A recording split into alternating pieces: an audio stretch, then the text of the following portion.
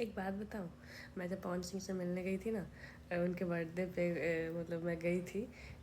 Ratnesh sir ने बुलाया था, उनके साथ ही गई थी मैं और मेरी फ्रेंड और बाकी सारे रीलर्स थे, तो रत्नेश सर ने ही बुलाया था तो गए थे साथ में।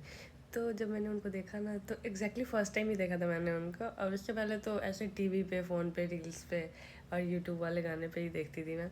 तो मुझे हकीकत बता रही हूँ, मतलब हैंडसम है वो, नो डाउट हैंडसम है, बहुत ज़्यादा हैंडसम है।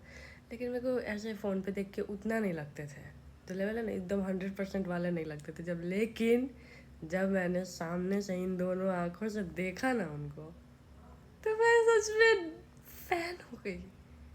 मुझे इतने हैंडसम लगे वो यार, मैं मेल्ट हो गई वहाँ यार, मैं देखती रह गई। ओ भाई साहब, ये बंदा, यही है पवन सिंह यार, वो सच में बहुत हैंडसम है।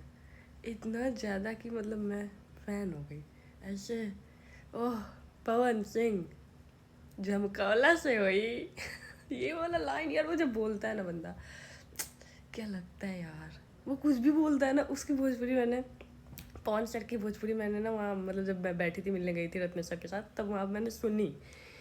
वो कुछ भी बोल रहे थे ना, तो वो इतना सही बोल रहे थे ना, इतना सही लग रहा था उनकी आवाज़।